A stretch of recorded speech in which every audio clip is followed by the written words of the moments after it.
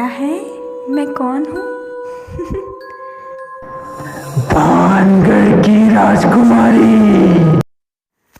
ऋतिक वो भयानक सी आवाज़ सुनकर पूछता है, कौन है वहाँ? नंदिनी, तुम कहाँ हो? नंदिनी तो नहीं है, उसको तो मैंने पहले ही भेज दिया कर, नहीं तो तुम्हें कैसे हालत थी। तुम कौन हो? नंदिनी कहाँ है? इधर नंदिनी को जब होश आता है तो उसकी माँ से उससे पूछती है, क्या हुआ था नंदिनी? और तुम तो ऋतिक को लेने गई थी और तुम डरी हुई क्यों थी? बेहोश कैसे हुई? मासी मासी मासी प्लीज़ रुकिए, पहले मुझे ऋतिक के पास जाना है। मासी वो चुड़ैल। कौन चुड़ैल? मासी वहाँ नदिया के पास एक भयानक सी शक्ल वाली औरत खड़ी थी और उसका चेहरा बहुत खतरनाक था। क्या बोल रही हो नंदिनी? मासी मैं सच बोल रही हूँ। उसने कहा ऋतिक से दूर रहो, वो हत्यारा है। हैं? ऐसा क्यों कहा? और किसने? मासी मुझे ऋतिक के पास जाना है कैसे भी करके, वो मेरी वजह से यहाँ आया है। अगर उससे कुछ हुआ तो खुद को कभी माफ़ नहीं कर पाऊंगी मैं। क्या बक रही है नंदिनी? अगर तुझे कुछ हो गया तो? मासी प्लीज़ मुझे जाना है। और नंदिनी वहाँ से भाग जाती है। स्टेशन पर देखा तो बस कोई नहीं खड़ी, अंधेरा छाया हुआ था, मौसम ख़राब था, ऋतिक का कुछ पता नहीं था और नंदिनी ने ऋतिक को देखा नहीं था। वो परेशान थी, कैसे ढूंढे, कहाँ ढूंढे, नाम के अलावा कुछ भी तो नहीं जानती थी। मैं कौन हूँ? तुम याद करो, 5 साल पहले मेरे घर में क्या किया था? जिसकी माफी नहीं है वो किया।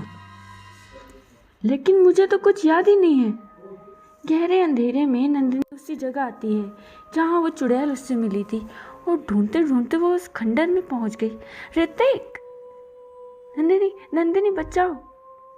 ये कौन है? तुम फिक्र मत करो, मैं आ गई हूँ और इस चुड़ैल का इंतजाम भी करके आई हूँ। तू गलत कर रही हो, इसका खामियाजा तेरी मौसी भुगतेगी नंदिनी। तुम कुछ नहीं कर सकती। मैं ये धागा लाई हूँ गुरुजी से, जो तुम्हारा इलाज करेगा। तुम भोले भाले लोगों को डराती हो, उन्हें मारती हो, बहुत हुआ तुम्हारा। हे लड़की, तू चली जा यहाँ से, ये लड़का तो नहीं बचेगा। इससे पहले चुड़ैल ऋतिक को कुछ करते ऋतिक नंदिनी के पीछे छुप जाता है कायरो जैसे। क्योंकि नंदिनी के पास धागा था गुरुजी वाला, तो उसने नंदिनी से वो ले लिया और चुड़ैल उसको कुछ नहीं कर सकती थी। नंदिनी, तू मेरे रास्ते पे नहीं आ सकती, इसका अंजाम भुगतेगी तू। अरे जा तो कुछ नहीं कर सकती, ऋतिक नंदिनी के पीछे से बोल रहा था। चुड़ैल गायब हो जाती है। Thank you so much Nandini, तुमने मेरी जान बचाई। नंदिनी मुस्कुरा के देखती है और उसको लेकर आ जाती है। पूरे गांव में ये बात फैल गई थी कि नंदिनी ने चुड़ैल से मुकाबला किया। ऋतिक बड़ा खुश होता है। ऐसे दोनों मासी के साथ खुशी खुशी रहते हैं। दोनों ने एक दूसरे से प्यार का इजहार भी कर लिया था। एक दिन बहुत तेज़ की बरसात हुई थी, मौसम बहुत सुहाना था। नंदिनी ऋतिक को घुमाने लेके गई थी एक नदी के किनारे। वहाँ रेत पर NR लिखती है। ऋतिक हंसता हुआ नंदिनी से पूछता है, ये क्या है? Nandini N, Nandini R, Hrithik. हमारी शादी जब होगी तब हम R का लॉकेट पहनेंगे और आप N का, है ना? ज़रूर।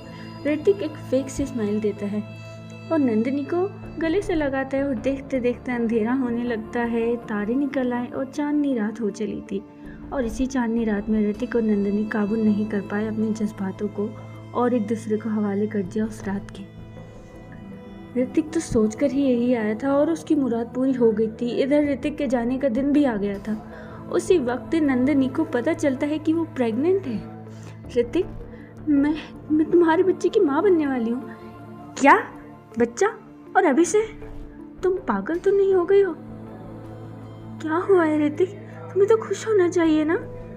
अच्छा, क्यों होना चाहिए बताओ? हमारी शादी भी तो होने वाली है। मासी भी आ जाती है।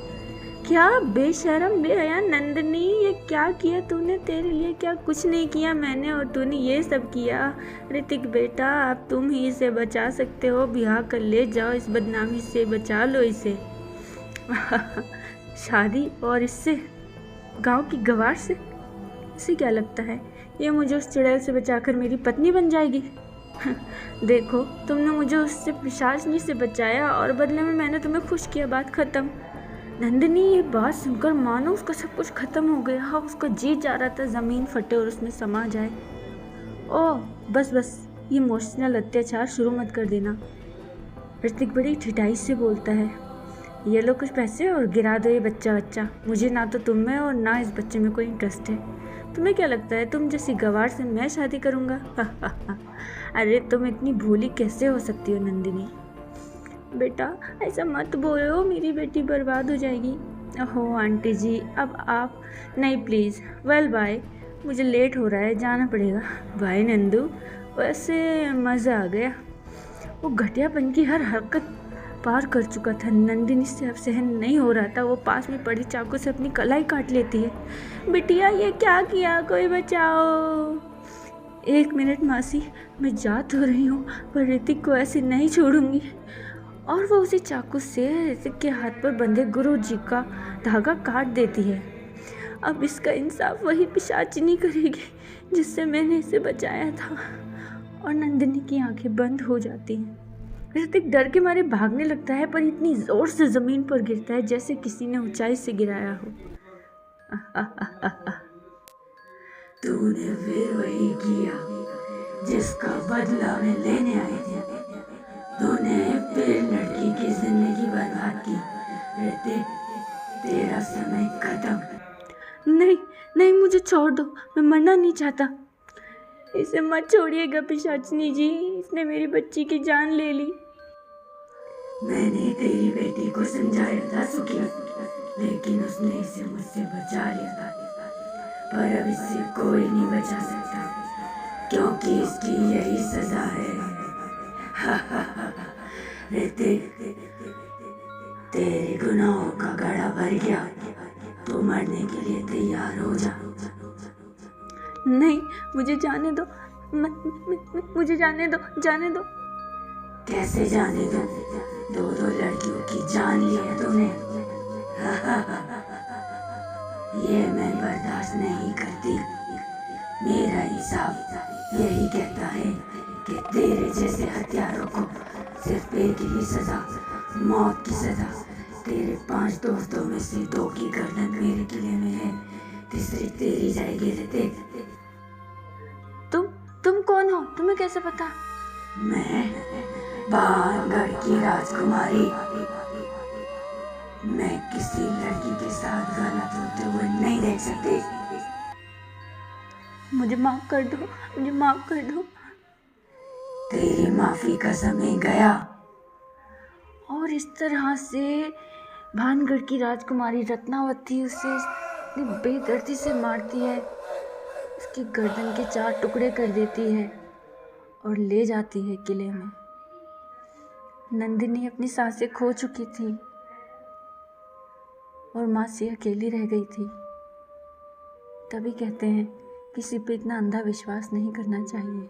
देख रश्मि, तेरा तीसरा गुनहगार। और इस तरह से वहाँ तीसरी गर्दन लटक गई थी।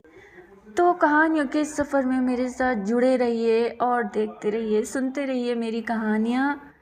मैं हूँ बाणगढ़ की राजकुमारी।